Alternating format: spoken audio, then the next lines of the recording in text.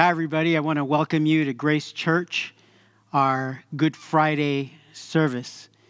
In a moment, we're going to be meditating on the death of our Savior, Jesus. But before we move further, I want to sort of help you maybe engage a little bit with us. So if you're watching from home or somewhere in a room, I want you to turn down the lights. And if you happen to have a candle, go grab a candle and light one as we move through our readings and our worship time tonight.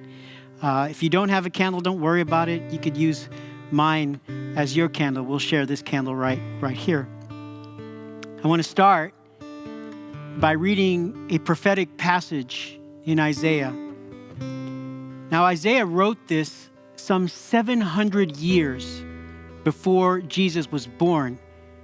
But as we read it, it sounds like he was a contemporary. That's how well this prophetic picture draws for us the suffering servant. You remember on Palm Sunday, we looked at the humble king. Tonight, we're going to look at the suffering servant king. Isaiah chapter 53, verses 3 through 11.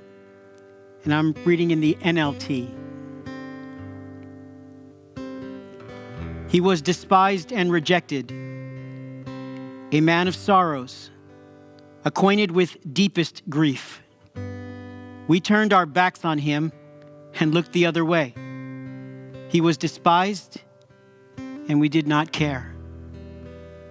Yet it was for our weaknesses he carried. It was our sorrows that weighed him down. And we thought that his troubles were a punishment from God, a punishment for his own sins. But he was pierced for our rebellion, crushed for our sins. He was beaten so we could be whole. He was whipped so we could be healed. All of us, like sheep, have strayed away. We have left God's paths to follow our own.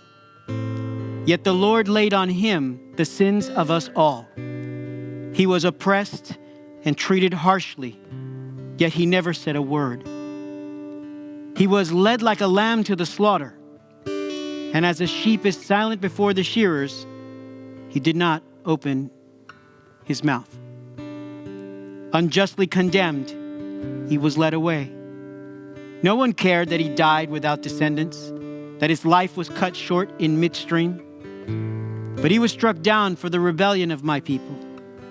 He had done no wrong and had never deceived anyone. But he was buried like a criminal.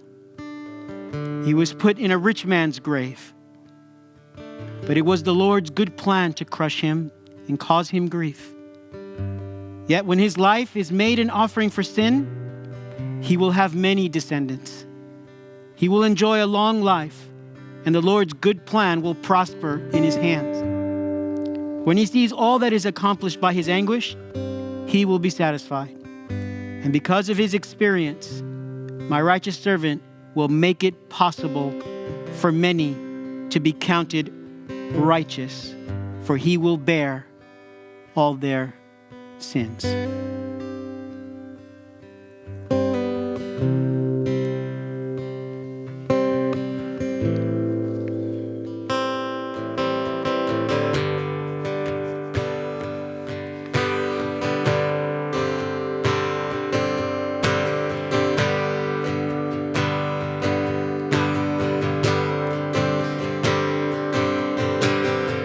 He became sin who knew no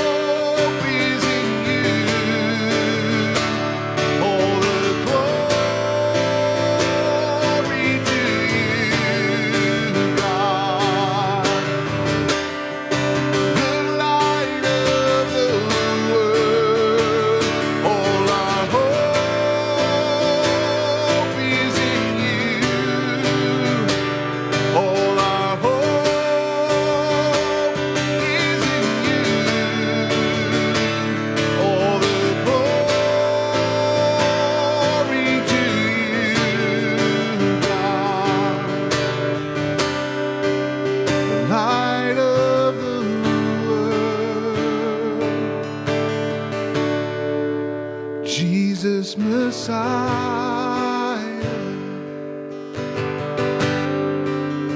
name above all names, the blessed Redeemer,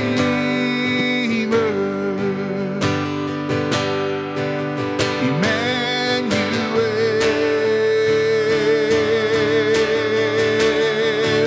the rescue for sinners,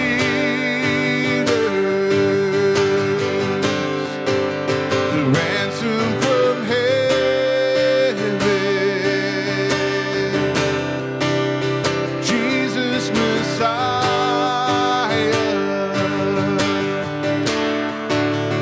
Lord of all,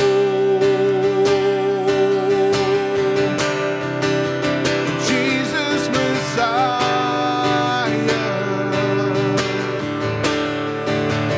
Lord of all. He's the Lord of all,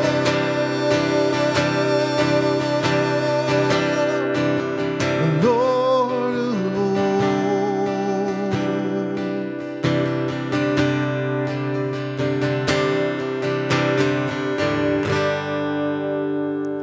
Tonight, we're going to take a look at 3 portraits of the suffering servant king from the Gospels. The first portrait is going to come out of the Gospel of Matthew, chapter 26, verses 36 to 46, as we see Jesus serving the Father's will in submission. Then Jesus went with them to a place called Gethsemane, and he said to his disciples, "Sit here while I go over there and pray." And taking with him Peter and the 2 sons of Zebedee, he began to be sorrowful and troubled. Then he said to them, "My soul is very sorrowful, even to death. Remain here and watch with me." And going a little farther, he fell on his face and prayed, saying, "My Father, if it is possible, let this cup pass from me. Nevertheless, not as I will, but as you will." And he came to the disciples and found them sleeping. And he said to Peter, "So could you not watch with me 1 hour? Watch and pray that you may not enter into temptation. The spirit indeed is willing, but the flesh is weak." Again, for the second time, he went away and prayed, "My Father, if this cannot pass unless I drink it, your will be done." And again, he came and found them sleeping, for their eyes were heavy. So leaving them again, he went away and prayed for the third time, saying the same words again. Then he came to the disciples and said to them, "Sleep and take your rest later on. See, the hour is at hand. The Son of Man is betrayed into the hands of sinners. Rise, let us be going. See, my betrayer is at hand." Many of us are familiar with the garden scene. It is the emotional agony of Jesus that we see as he beseeches his Father.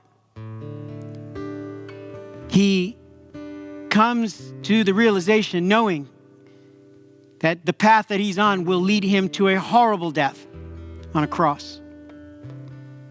And so, in the garden, he cries out to his Father. And he says, if there's any other way, let this cup pass from me. But nevertheless,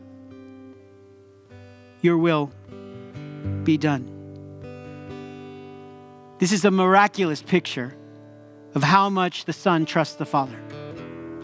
In essence, this is a real picture of what faith is, what trusting in God is all about. Jesus is so secure in the Father's love that he's willing to endure pain and agony in obedience to his will, knowing that the Father's way is the best way, is the most loving way. And so he agonizes, he struggles. This submission is not something lighthearted. It's not something just in his head or in his heart. This is real. This is a real struggle. He is now going to face the kind of violence that we can scarcely imagine. What moves him to submit like this? He trusts his Father, and he loves us. And those are the encouragements that Jesus leans on and needs to see the Father's will through. He surrenders and he submits, not just an attitude of mind and heart, but this is real action. As he agonizes in the garden 3 times, he prays the same prayer. That's how burdened his heart is. But after all is said and done, after even his best friends, his disciples, have fallen asleep, he gets up, and the submission goes from prayer to act. And he submits himself to the Father's will by handing himself over to the betrayers, to the sinners, those who will, as you'll see in a moment, mock him, hurt him, brutalize him. But this is Jesus serving the Father in complete and utter submission, a submission that you and I could never practice. We could never submit ourselves like that perfectly. But Jesus does it as a sacrifice for sin, for you and for me.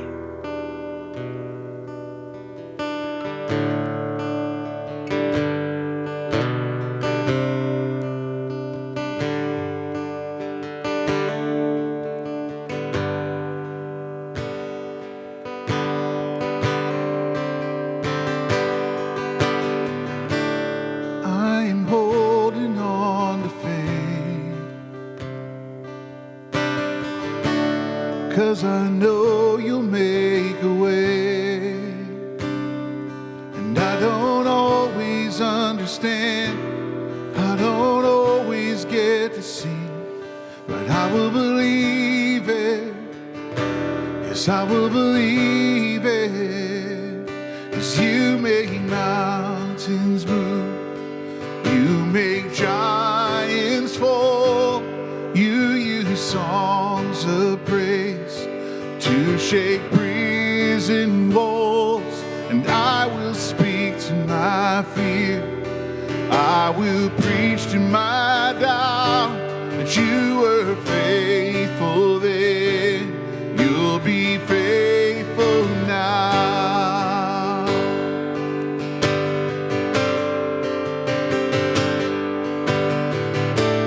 I'm standing on your word, I'm calling heaven down to earth, and you will fight my enemies. This will end in victory, and I will believe it. Yes, I will believe it. 'Cause you make mountains move, you make giants fall. You use songs of praise to shake prison walls. And I will speak to my fear, and I will preach to my doubt that you were faithful then, you'll be faithful now. That you were faithful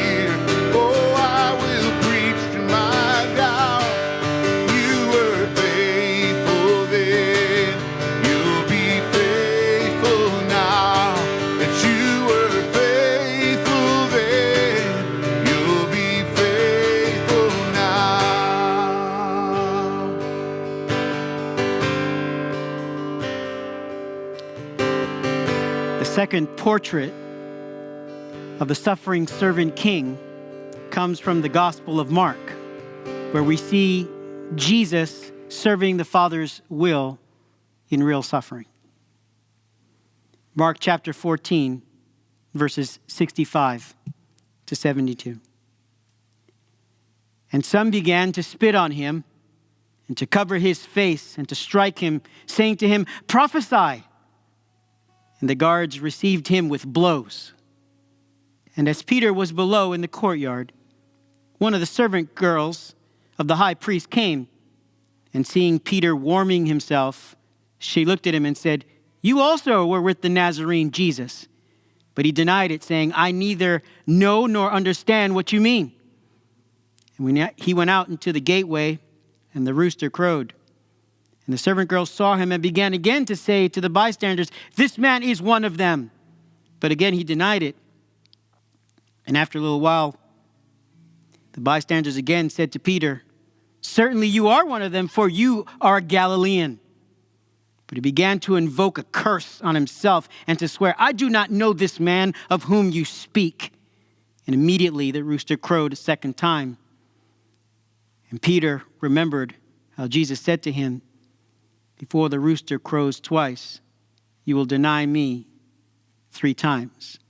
And he broke down and wept. In Mark 15, verses 17 to 20, they clothed him in a purple cloak, and twisting together a crown of thorns, they put it on him. And they began to salute him, "Hail, King of the Jews!" And they were striking his head with a reed and spitting on him and kneeling down in homage to him. And when they had mocked him, they stripped him of his purple cloak and put his own clothes on him, and they led him out to crucify him.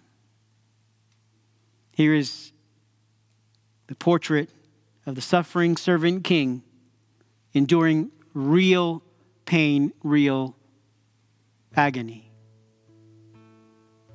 What makes this barely conceivable is who Jesus is. Jesus is none other than God come to us as one of us, the Son of God, fully human, fully divine. Did you not think that at any point in time during this mockery, during this violence, that Jesus could have just snapped his fingers and made it all go away, made them all go away? Because he is the Son of God. All things were made by him and for him. All glory is to him. But he doesn't say anything. In the mockery, in the spitting, in the beating, he remains silent and he suffers. This doesn't just show real suffering. It also shows real rebellion. And you might think it's difficult to consider the imagery of Jesus being beaten and suffering, and we've seen even films that sort of display this really brutal way of dying. But there's another picture here. And it's not just a picture of Jesus' suffering, it's a picture of your rebellion and mine. See, the people mocking and spitting, the people that are beating him, mocking, paying homage and saying, "Oh, King of the Jews," making fun of him, that's a picture of you and me. I know that's, for some of you, that might be difficult to embrace. You say, "Well, that's not me, that's not me." Well, stop. Let's consider together. Let's meditate on this for a moment. And let's be honest. My life, as hard as I can try to do the right thing, oftentimes I live in a way that doesn't even seem I believe in God. Sometimes I say things out of anger or say things in an impromptu, inappropriate way, and it betrays that, do I even know God? Do I even care? See, that's us. Because we think we know better. Because we choose to go our way instead of God's way. When you read the story of the suffering servant, and particularly the violence that was perpetrated on him, be careful not to read it as, oh, those people over there were hurting Jesus. Think of it this way. That's how fallen you and I are in here. That even when God himself comes to us as one of us, when he comes to us, we don't even recognize him. In fact, we don't want anything to do with him. This is what sin has done to you and to me. It has turned us away from God. It has blinded us to the beauty and the magnificence and the grace and the glory and the holiness and the righteousness of who God really is. And to restore that beautiful vision, Jesus comes and he endures real suffering. He endures our rebellion. Why? Because he loves you and he loves me in spite of our sin. He's come to finally and fully remove the penalty, the power of sin, and to heal us. As Isaiah said, he was whipped so that we can be made whole.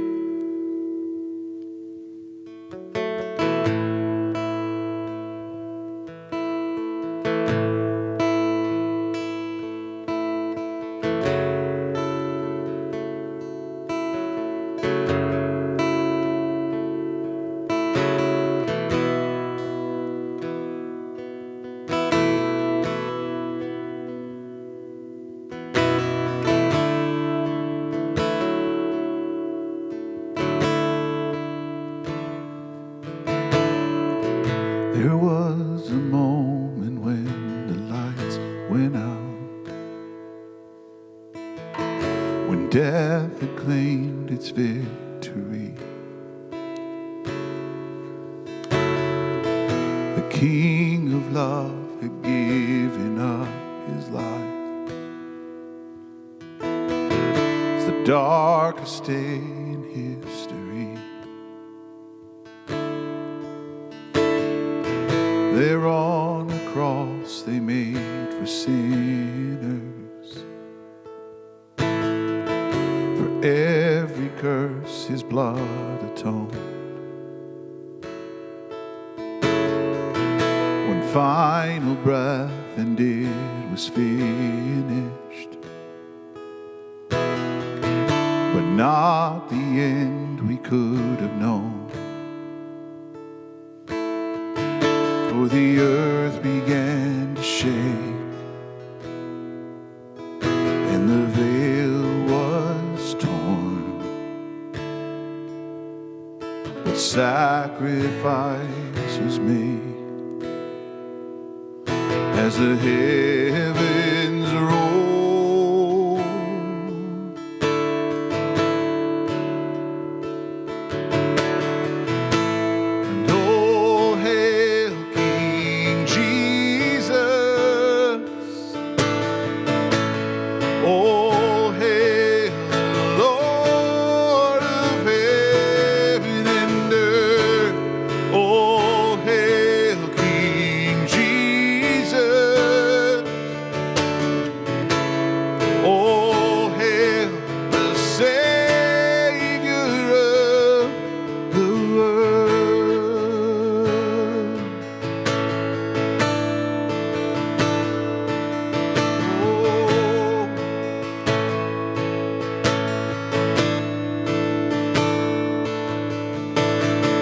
There was a moment when the sky lit up, a flash of light breaking through. When all was lost, he crossed eternity. The King of life was on the move. In a dark old tomb, where our Lord was laid,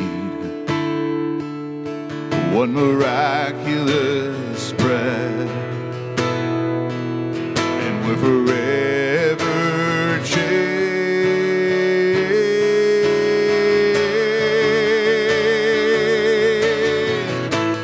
Oh, hail King Jesus.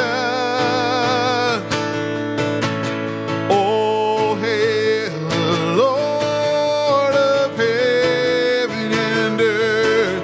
Oh, hail King Jesus. Oh, hail the Savior of the world. Oh, hail King Jesus. Oh, hail the Lord of heaven and earth. Oh, hail King Jesus. Oh, hail the Savior of the world.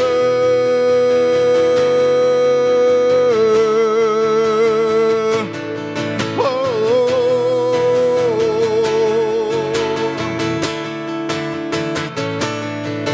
let every knee come bow before the King of Kings. Let every tongue confess that He is the Lord. We lift up your shout. Let us join with all of heaven singing, holy,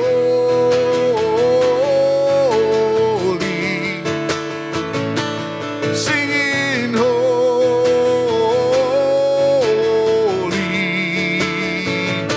We cry out, holy.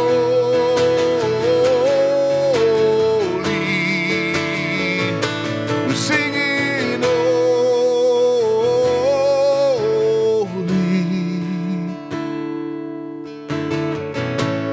Oh, hail King Jesus. Oh, hail the Lord of heaven and earth. Oh, hail King Jesus. Oh, hail the Savior of the world. Oh, we praise you, King of Kings. Oh,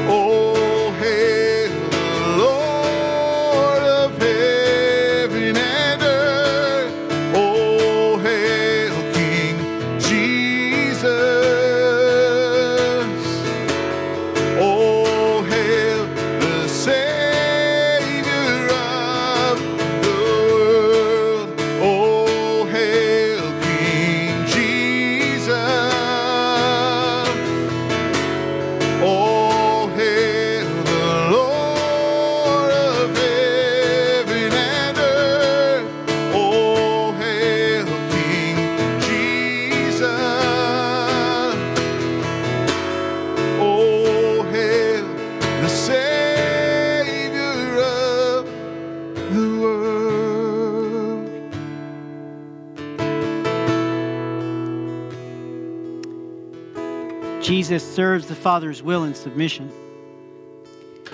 Jesus serves the Father's will in suffering. In our third portrait tonight, we see that Jesus serves the Father's will in selfless love. There are two characters that stand out in the story at the very end when Jesus is being crucified. So let me read John chapter 19, verses 26 and 27, and then Luke 23, 39 and 43. So John 19, starting in verse 26. When Jesus saw his mother and the disciple whom he loved standing nearby, he said to his mother, "Woman, behold your son." Then he said to the disciple, "Behold your mother." And from that hour, the disciple took her to his own home. Luke 23, verses 39 to 43. One of the criminals who were hanged railed at him, saying, "Are you not the Christ? Save yourself and us." But the other rebuked him, saying, "Do you not fear God, since you are under the same sentence of condemnation? And we indeed justly, for we are receiving the due reward of our deeds. But this man has done nothing wrong." And he said, "Jesus, remember me when you come into your kingdom." And he said to him, "Truly I say to you, today you will be with me in paradise." The final portrait of Jesus serving the Father's will in selfless love.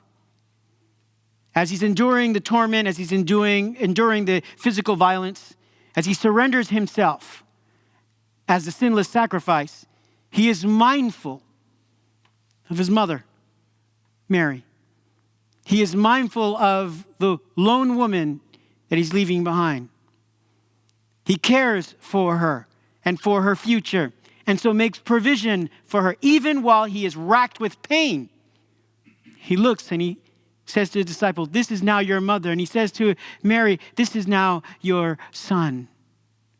And in an act of incredible selflessness and selfless love, he takes care of Mary. Love and grace even at this point in his life.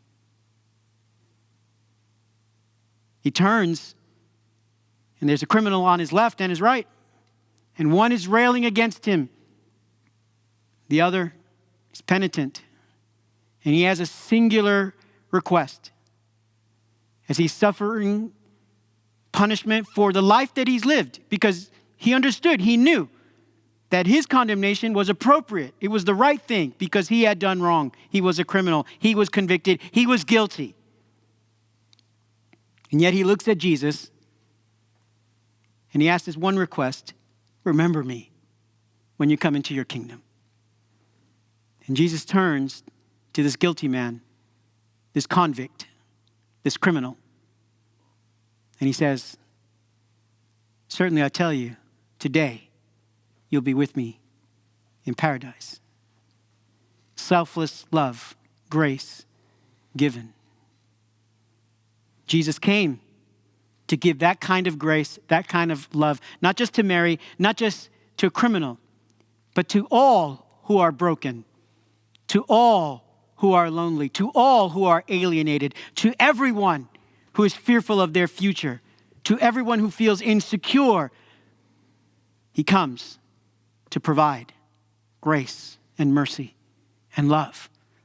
He comes also for the guilty and the condemned, for those of us that have made a mess of our life, for those of us that have gone our own way, making train wreck after train wreck, or worse yet, thinking that we are living the greatest life ever because we have made ourselves the center of life. God now is in our image. Imagine the twisted nature of that. How many of us live as if we're God. We call the shots. We're guilty, aren't we? And yet, even in that guilt, even in that condemnation, Jesus looks with eyes of mercy and grace. This is selfless love. He gives himself up, his sinless life, so that you can have mercy and grace, so that you could be made whole.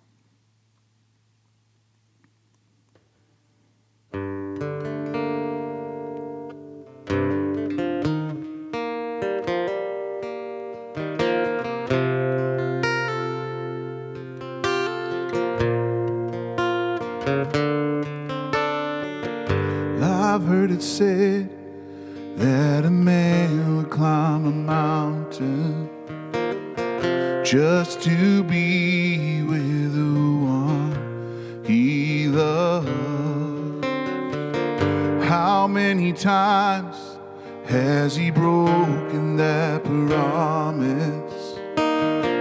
It has never been done. I've never climbed the highest mountain, but I walk the hill of Calvary,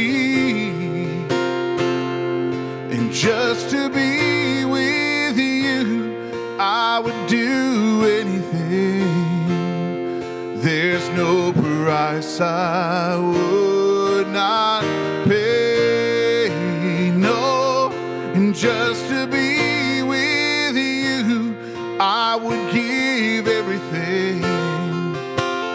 I would give my life away. Yeah, yeah, yeah. I've heard it said that a man would swim the ocean just to be with the one he loves. And all of those dreams are an empty motion. It can never be done. I've never swam the deepest ocean, but I walked upon the raging sea, and just to be with you, I would do anything. There's no price I would not pay, no, and just to be with you, I would give everything. I would give my life away. Yeah, yeah, yeah. And I know that you don't understand the fullness of my love, how I died upon the cross for your sins. And I know that you don't realize how much that I gave you, but I promise that I would do it all again. And just to be with you, I've done everything. There's no price I did not pay, no. And just to be with you, I gave everything. Yes, I gave my life away. Yeah, yeah, yeah. I gave my life away. Yeah, yeah, yeah. Just to be with you. Oh, just to be with you. Oh, just to be with you. Oh, just to be with you.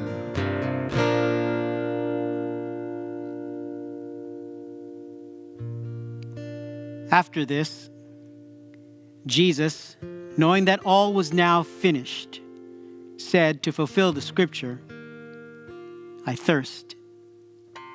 A jar full of sour wine stood there. So they put a sponge full of the sour wine on a hyssop branch and held it to his mouth. When Jesus had received the sour wine, he said, "It is finished." And he bowed his head and gave up his spirit.